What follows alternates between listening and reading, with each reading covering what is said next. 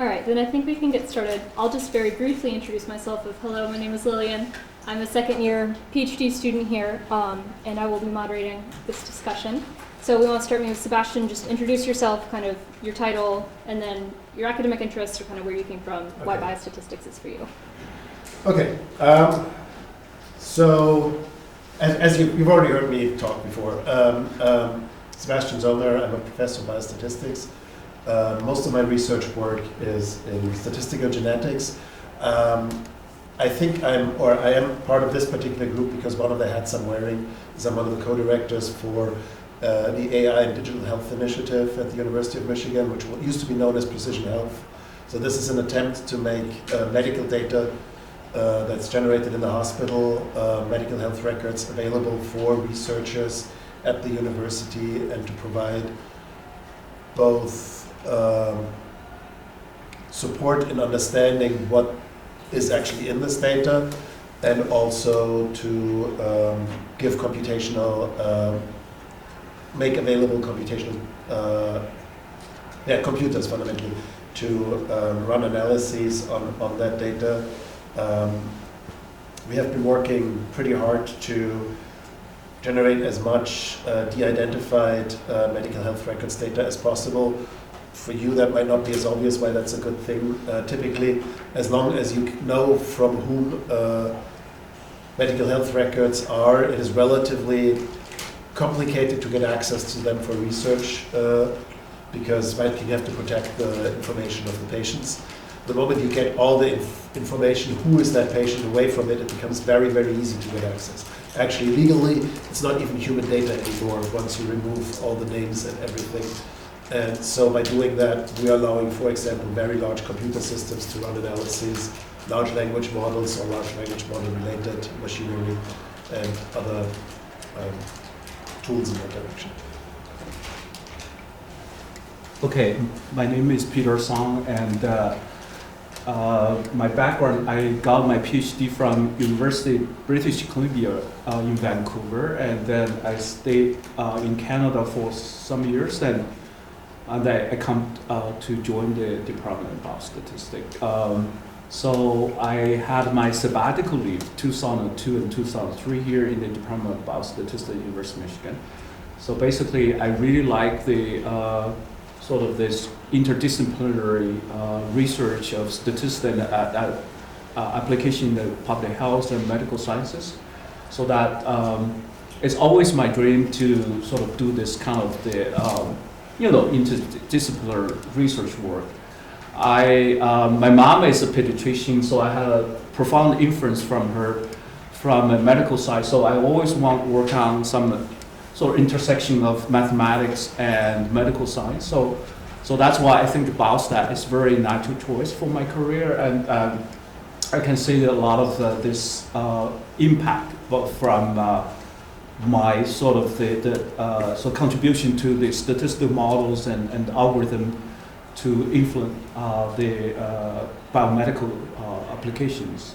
So now I work on several fields that we develop some algorithm to optimize the kidney pairs, matchings in the kidney transplant that from living donors. That you need to really make a good matching in order to increase the survival or graphic survival of for recipients who receive the transplant. And I also work in nutritional sciences because there was a very interesting science paper that discussed about the lifespan sort of improvement over the U.S. population in the past 120 years, since 19,000, about 120 years.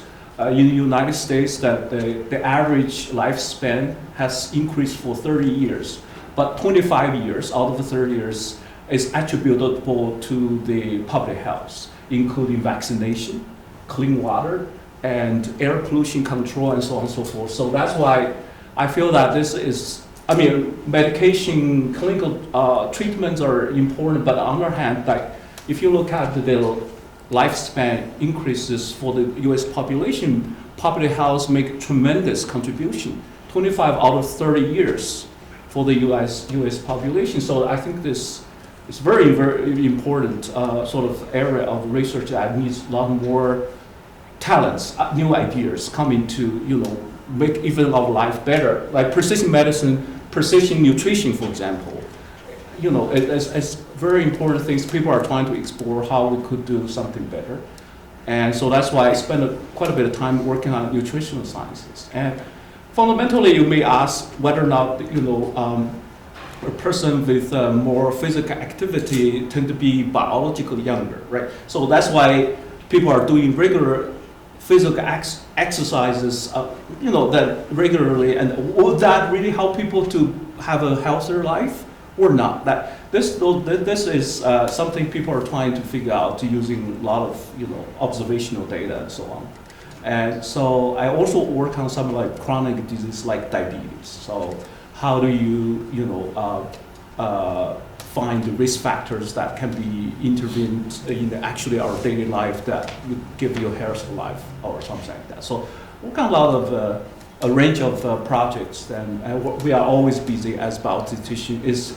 There's a huge demand from medical school and collaborators in the school public health to help them process data and find the right data evidence to prove or disprove some hypothesis or some figure out some things that they like to know, and that's very fascinating field of the work we're doing here. Okay, just go ahead. Hi everyone, I'm Nick Hartman. I'm a research assistant professor, biostatistics. Most of my research is focused on statistical methods for survival analysis, correlated data analysis, specifically to try and solve issues that come up when analyzing data sets that are typical in health services research and epidemiology. So I'm affiliated with this center called the Kinney Epidemiology and Cost Center, and a lot of the work that we do there is the motivation for a lot of my statistical work, where we try and assess healthcare quality, national health policies, with a specific focus on kidney disease and transplantation. So what excites me the most about biostats is even the most theoretical work that I'm doing is really grounded in these real clinical problems and trying to solve a particular health issue or develop a new policy that can really impact the care that patients eventually receive. Hi, my name is Kevin He. So 19 years ago, I was a newly admitted student in the same department. You can see, I'm familiar with the department not just as a faculty, but also as a student. I was here on master, PhD, postdoc, research track faculty, and tenure track faculty. Now I'm associate professor at here. I also work with CAC, similar to Nick. I work with healthcare provider profiling. I work with survival analysis. I also work with data integration, and what we mean data integration in our field is like, nowadays machine learning is very powerful. Very often, like deep learning can achieve very good prediction performance, but usually need a very large sample size. But in our application, even though we do work with a large scale database, we have the national disease registry, maybe millions of patients, but we still suffer from a lot of complex problems. For example, we may suffer from the so-called small effective sample size. What the meaning of that? The event rate can be very low. Even though the whole sample size is large, the event rate can be very low. And also the short follow-up time. And we may also suffer from high dimensionality or the low signal-to-noise ratio. So that's the reason very often the prediction performance on our target population may not be that good. Then one potential solution is just borrow external information to improve our local prediction. Yeah. Wonderful. So now I'd like to ask for each of you to talk about a specific project that you've been working on with a student, to try to give these students a sense of what kinds of things you'd actually be working on together. So I know it might require thinking of a good particular project, but.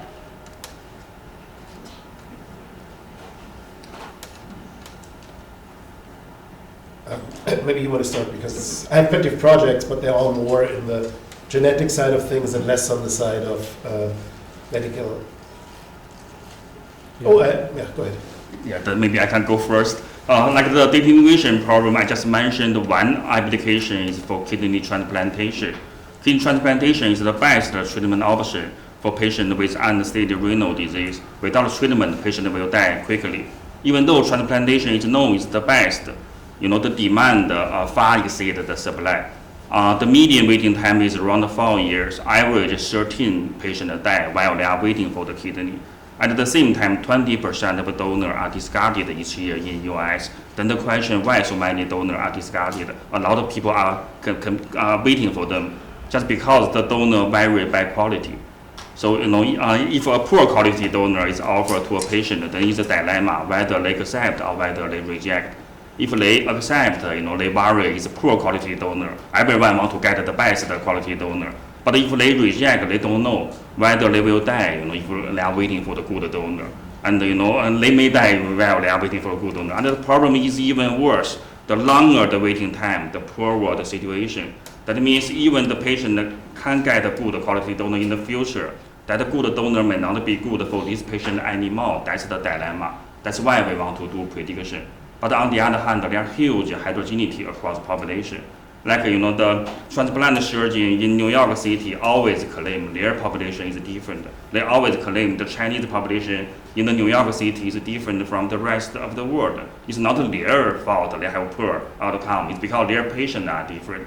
Possibly that's true. So therefore, we have to take into account the heterogeneity when we provide the prediction. Yeah, so I can go next. In a lot of my work, looking at health services research, a lot of times we need to predict patient risk, right, and assign some sort of risk score to a particular patient, and that can be used either to allocate certain resources to that patient, right? So like in kidney transplantation, we need to give these organs to the patients who need them the most. They're at most risk of mortality very soon. And it can also be used to educate patients, right? So I'm currently working on a patient education tool so they can understand what their risks are and make decisions based on that and work with their actual healthcare provider to be involved in the decision about what types of organs they want to actually accept. So in those problems, we're working with these really large national databases that are observational. They're often very messy. And sometimes they're even very sensitive, and we can't have access to the entire data set. So part of the problem is coming up with models that can avoid some of those privacy issues, like privacy-preserving methods. That's a very hot field right now.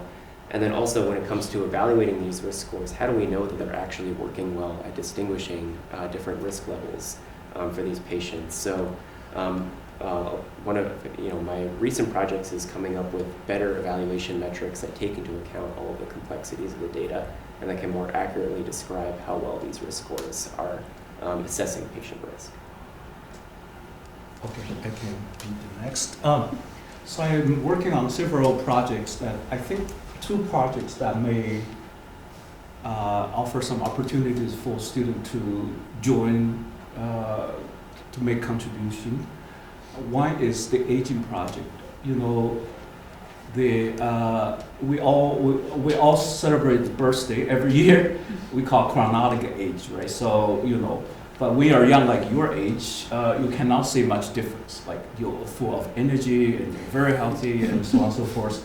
But we are looking at people like age 70, right? Some people can still run marathon and very energetic. They travel all over the world and they.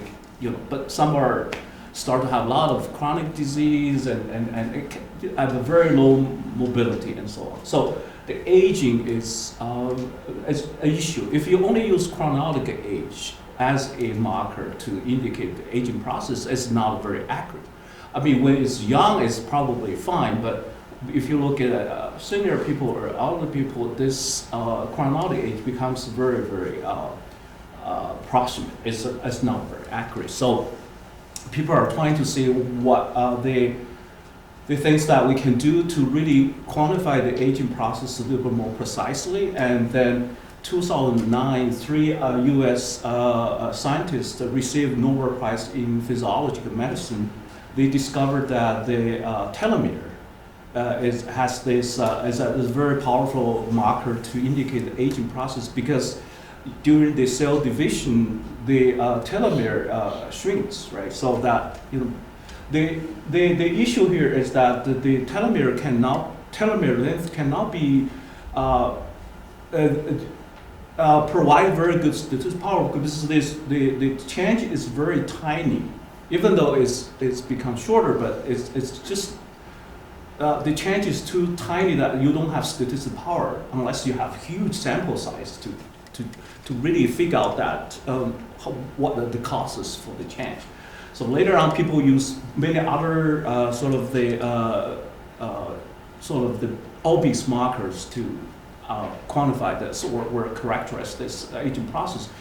In the past few years, then people use methylation data, DNA methylation data, as the the good markers to try to understand the aging process. Now, there are several problems like we're studying it first now. First of all, is that they wanted to use methylation to predict the biological aging. They always predict mean age, but we're thinking about it as just like BMI. That who cares about the average BMI? You're more interested in saying who are on the tail of the distribution. Like if you look at a population of individuals and 70 years who are older than the average age or who are younger than that. So the quantiles of the distribution makes more sense to really look at identify individuals who are having faster aging process or who have a slower aging process, rather than just looking at mean. So we're trying to use transform learning algorithm to really say how you're going to transform the mean aging sort of prediction to a quantile-based aging process. This is one problem we're trying to figure out. Second is that the technology and advances. Most of the aging clocks, there are over 300 sort of the aging clocks, are trained or developed based on this 450K, about 500,000 methylation sites. But technology advances, now we can have even 1 million and even 2 million, customized the DNA methylation. So basically, you have much higher resolution of data. So how do you really just integrate the higher resolution of methylation data collected by new technology to refine the existing biological aging clock, right? That was originally trained by, the low resolution data. There's a data integration issue. And so this is not a problem we are trying to figure out. Another one is that they only give you a point prediction. So your biological age is 71, but you know that there's always uncertainty, right? How do you build up a sort of confidence interval or a prediction interval to figure out the prediction uncertainty? So we developed some conformal prediction technique to really quantify this uncertainty in the prediction. So there are several statistical problems in this aging study using omics data to really build up something more useful to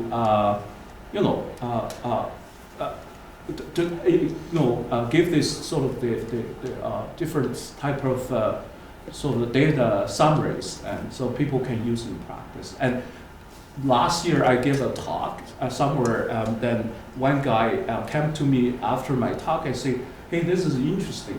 This guy is working at insurance company industry. Say we always do life insurance based on chronological age, but they think that okay, your guys are creating a biological age. That's probably more meaningful to price the life insurance rather than use chronological age. So I think this sort of biological age is a little bit beyond the sort of the biology domains thing that." I think that was a quite interesting point of view from this guy who came to me to talk about. So this is one area that I like to see more people sort of join my team to work on this. Yeah. Did I take too much time there? I think everybody's still excited to listen, as long as nobody eyes glaze over. Yeah. Okay, so there are two things here. One is sort of work that sort of fits into the topic with what people have talked about, predictive models.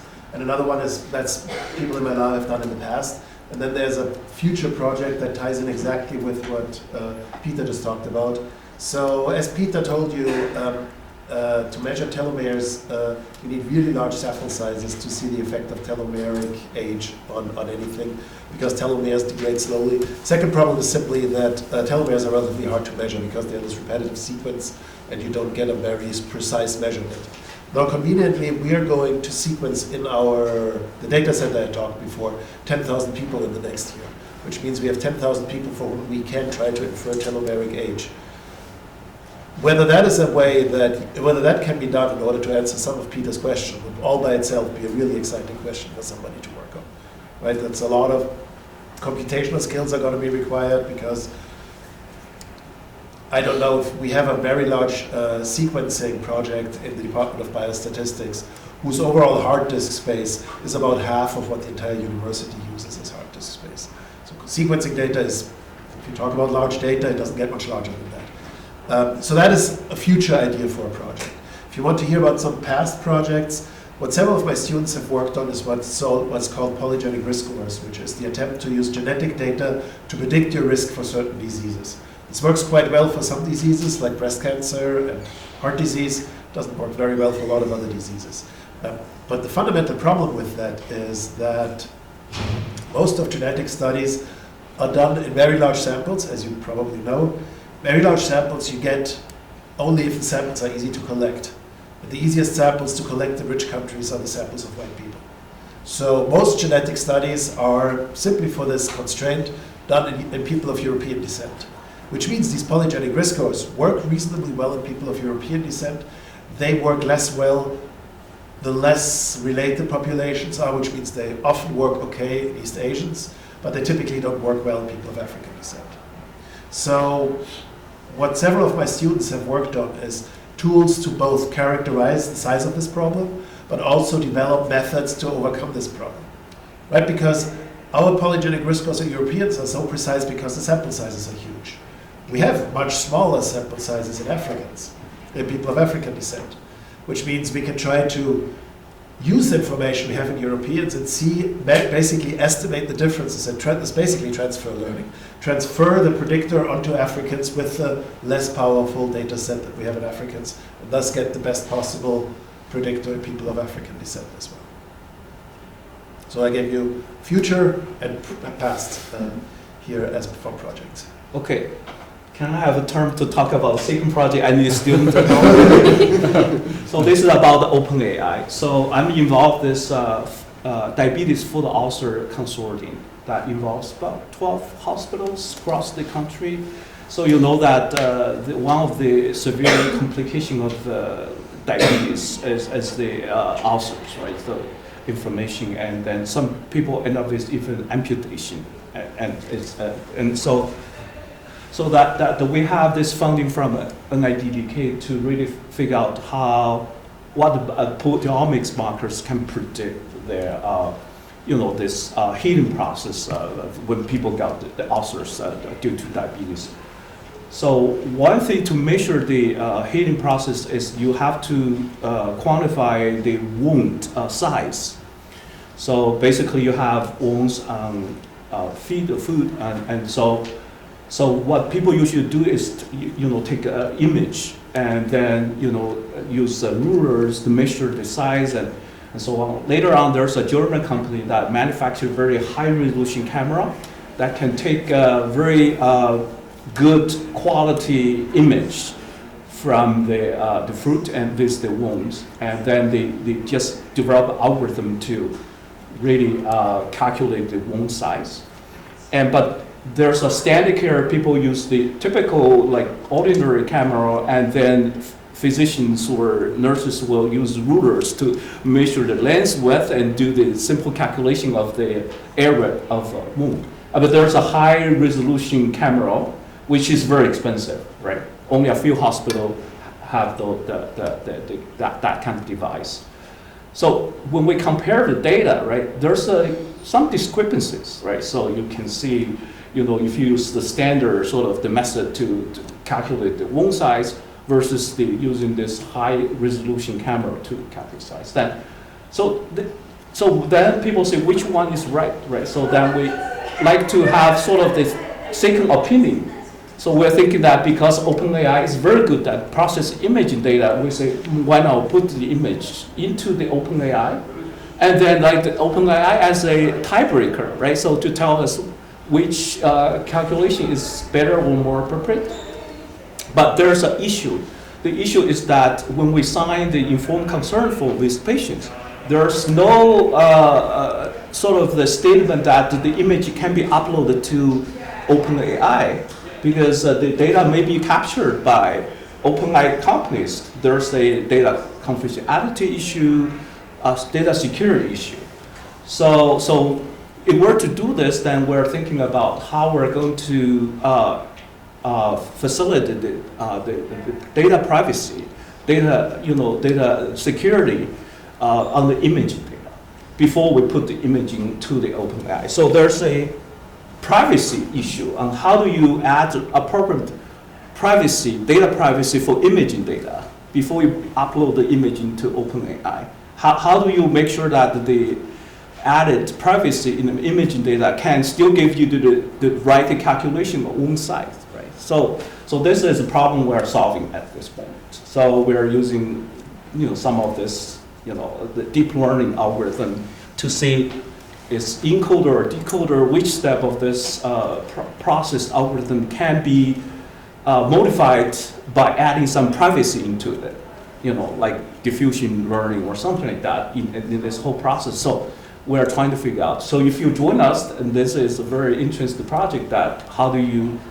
enhance data privacy for imaging data, so before the data can be uploaded to OpenAI to do whatever, to utilize the power of it. I think this is a very general problem, like in future, right? If you want to use OpenAI for other medical or practice or some clinical practice, there is a data privacy issue before you can put data up to the OpenAI. So this is quite a general issue. Like, I think that we need to find a good solution to solve it. Wonderful. So the goal is to have this be 25 to 30 minutes. So we are at 26 minutes right now. I want to give just a chance for any of the students here if they have one killer question that they would like to ask before we release our faculty and move on to the next roundtable.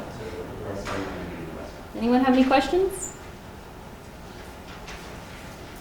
Thank you all. Oh, yeah, go ahead. If we have further questions, we can go back to the assembly hall for conversations over lunch, and we can. Let's ask this one question.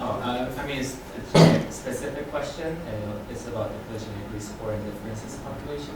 What Okay. price? We can talk about this then. Okay. Yeah. All right. Well, thank you to our faculty. There are other roundtables happening in 10 minutes if you want to hear some other faculty speak, or you can speak with any of us during lunch.